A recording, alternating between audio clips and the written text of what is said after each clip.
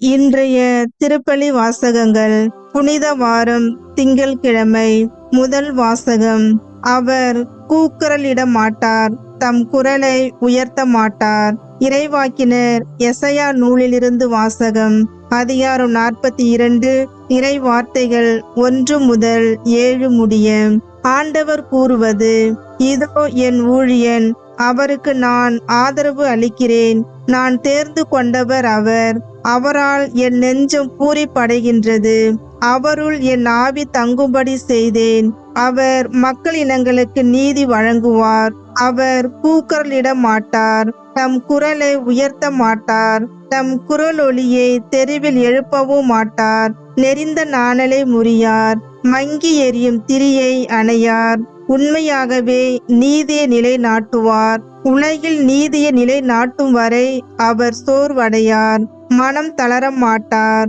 அவரது நீதி நெறிக்காக தீவு நாட்டினர் காத்திருப்பர். விண்ணுலகை படைத்து விரித்து மண்ணுலகை பரப்பி உயிரினங்களை தோன்ற செய்து அதன் மக்களுக்கு உயிர் மூச்சு தந்து அதில் நடமாடுவோருக்கு ஆவி அளித்தவருமான இறைவனாகிய ஆண்டவர் கூறுவது இதுவே: ஆண்டவராகிய நான் நீதி நிலைநாட்டுமாறு உம்மை அழைத்தேன்.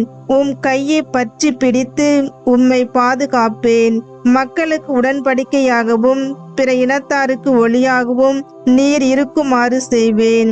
பார்வை இழந்தோரின் கண்களை திறக்கவும், கைதிகளின் தலைகளை அறுக்கவும், இருளில் இருப்போரை சிறையினின்று மீட்கவும் உம்மை அழைத்தேன்.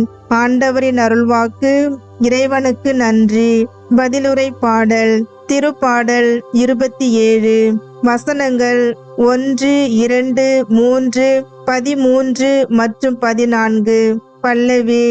ஆண்டவரே என் ஒளி, அவரே என் மீட்பு. ஆண்டவரே என் ஒளி, அவரே என் மீட்பு. யாருக்கு நான் அஞ்ச வேண்டும்? ஆண்டவரே என் உயிருக்கு அடைக்கலம். யாருக்கு நான் அஞ்சி நடுங்க வேண்டும்? பல்லவி. ஆண்டவரே என் ஒளி, அவரே என் மீட்பு. தீயவர் என் உடலை விழுங்க என்னை நெருங்குகையில் என் பகைவரும் எதிரிகளுமான அவர்களை இடறி விழுந்தார்கள். பல்லவி. ஆண்டவரே என் ஒளி, அவரே என் மீட்பு. எனக்கு எதிராக ஒரு படையை பாளையமிறங்கினும் என் உள்ளம் அஞ்சாது. எனக்கு எதிராக போர் எழுந்தாலும் நான் நம்பிக்கையோடு இருப்பேன். பல்லவி. ஆண்டவரே என் ஒளி, அவரே என் மீட்பு. வாழ்வோரின் நாட்டினிலே ஆண்டவரின் நலன்களை காண்பேன் என்று நான் இன்னும் நம்புகின்றேன். நெஞ்சே, ஆண்டவருக்காக காத்திரு.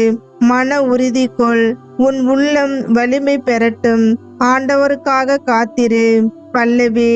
ஆண்டவரே என் ஒளி, அவரே என் மீட்பு. நற்செய்திக்கு முன் வசனம். தூயவராகவே வாழ்ந்திடுவோம், இறைவன் துணையினை நாடிடுவோம். இரக்கத்தின் காலம் இதுவன்றோ? நாம் இறைவனின் குரலுக்கு செவி மடுப்போம். எங்கள் அரசரே, போற்ற பெறுக. எங்கள் குற்றம் கண்டு இரக்கம் கொண்டவர் நீர் ஒருவரே. தூயவராகவே வாழ்ந்திடுவோம், இறைவன் துணையினை நாடிடுவோம். இரக்கத்தின் காலம் இதுவன்றோ? நாம் இறைவனின் குரலுக்கு செவி மடுப்போம். நற்செய்தி வாசகம். மரியாவை தடுக்காதீர்கள், என் அடக்க நாளை முன்னிட்டு அவர் இதை செய்யட்டும். யோவான் எழுதிய தூய நற்செய்தியிலிருந்து வாசகம். அதிகாரம் 12, இறை வசனங்கள் 1 முதல் 11 முடிய. பாஸ்கா விழாவிற்கு 6 நாளுக்கு முன்பு இயேசு பெத்தனியாவுக்கு சென்றார். அங்குதான் இயேசு லாசரை உயிர்த்தெழ செய்தார். அங்கு அவருக்கு விருந்து அளிக்கப்பட்டது. மார்த்தா உணவு பரிமாறினார். இயேசுவோடு பந்தியில் அமர்ந்திருந்தவர்களுடன் லாசரும் இருந்தார். மரியா இலாமிச்சை என்னும் களப்பற்ற விலையுயர்ந்த நறுமண தைலம் ஏறக்குறைய 320 கிராம் கொண்டு வந்து இயேசுவின் காலடியில் பூசி அதனை தமது கூந்தலால் துடைத்தார். தைலத்தின் நறுமணம் வீடெங்கும் கமழ்ந்தது. இயேசுவின் சீடருள் ஒருவனும் அவரை காட்டிக் கொடுக்க இருந்தவனுமான யூதாசு இஸ்காரியோத்து இந்த தைலத்தை 300 தெனாரியத்துக்கு விற்று அப்பணத்தை ஏழைகளுக்கு கொடுத்திருக்க கூடாதா என்று கேட்டான். ஏழைகள் பால் கொண்டிருந்த அக்கறையினால் அல்ல, மாறாக அவன் ஒரு திருடனாய் இருந்ததால் தான் இப்படி கேட்டான். பணப்பை அவனிடம் இருந்தது.